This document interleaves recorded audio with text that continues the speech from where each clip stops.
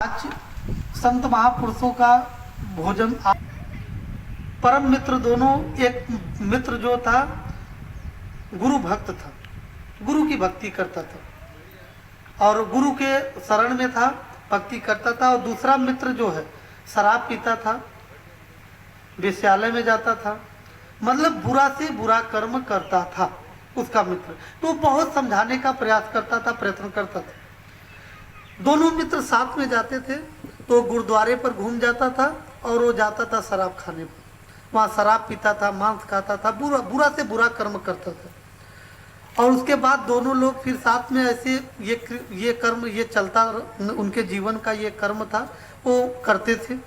और एक दिन की घटना ऐसी घटित हुई कि दोनों लोग जा रहे थे साथ में और वो गुरुद्वारे में जो है कि अपना गया, अपने संतों की सेवा करता था, आश्रम की सेवा करता था, जनमानस की सेवा करता था। और वो भी जाता था, शराब पीता था।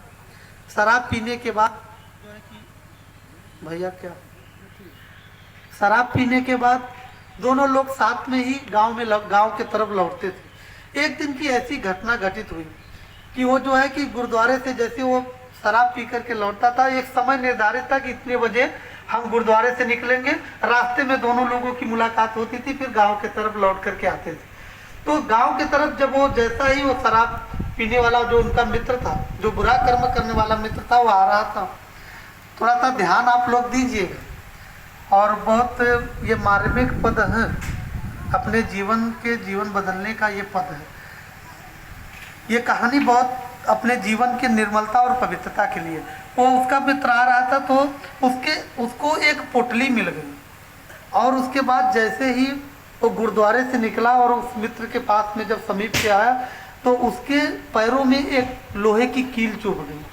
और लोहे की चिप तो वो बहुत दुखी हुआ, भाई दुख हुआ, लोहे की चुभ उसके पैरों में चुभा।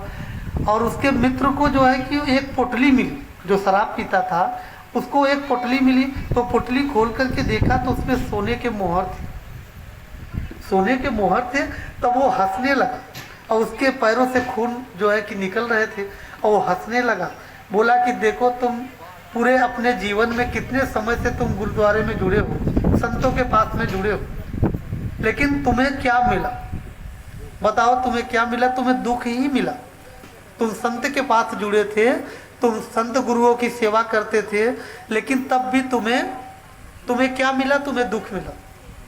और मुझे क्या मिला? वो पोटली दिखा करके वो हंसने लगा। देखो मैं शराब पीता था, मांस खाता था, बुरा से बुरा कर्म करता था, मुझे क्या मिला? मुझे एक सोने का मोहर मिला, मुझे पोटली मिला और सोने का मोहर उसमें था। तो फिर उसको बड़ा दुख हुआ। बोला कि नहीं, मैं जो है कि मैं ये उसके जहन में ये प्रश्न गूंज रहा था, इसका उत्तर मुझे खोजना है कि आखिर मैं इतना सेवा संतों के किया, मैं अच्छा कर्म भी किया, अच्छे मार्ग पर चलता था, तो मुझे क्यों दुख मिला? और मेरा मित्र बुरे मार्ग पर चल रहा था, इसको सोने की मोहर क्यों मिली? और दोनों की मृत्यु हुई।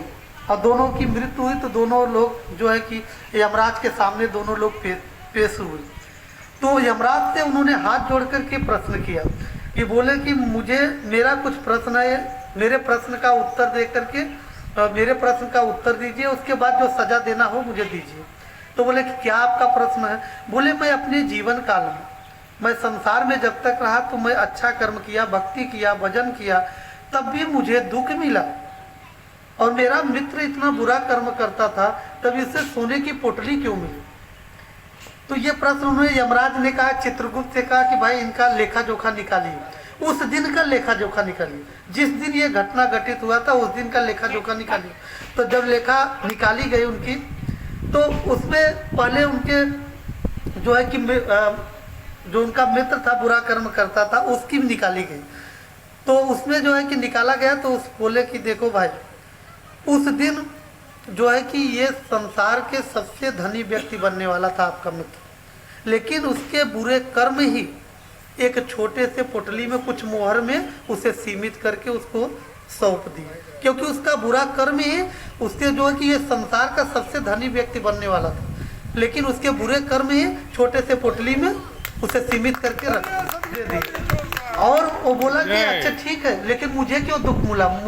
मेरे पैरों में क्यों जो है कि लोहे की पिन जो है कि लोहे की कील चुभ गई, मुझे इतना दुख क्यों मिला। तो उसका लेखा जोखा निकाला गया उस भक्त का, तो बोले कि देखो उस दिन तुम्हारी मृत्यु लिखी थी, लेकिन तुम्हारे अच्छे कर्म, तुम्हारे संतों की सेवा, तुम्हारे अच्छे जो कर्म तुम किए थे, वो मृत्यु जो है कि एक छोटे से लोहे की पिन में जो है कि बदल दिया, और मृत्यु को जो है आपका उस दिन मृत्यु टाल दिया आपका।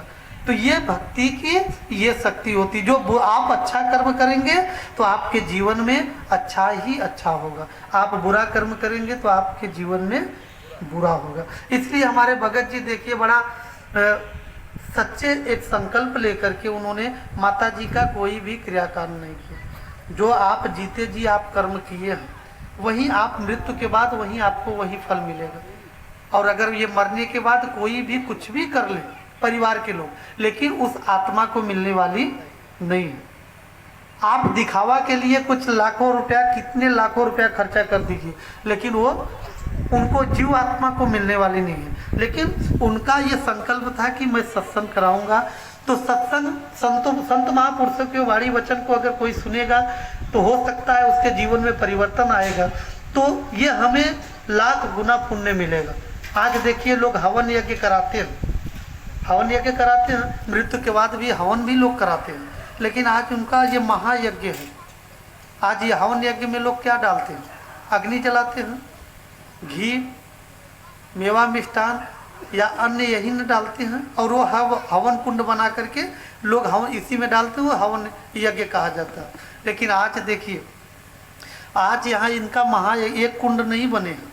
आज जितने लोग भोजन प्रसाद पाएंगे, हम सबका कुंड क्या है? हम सबका पेट एक कुंड है। इसमें कौन सी अग्नि जलती है?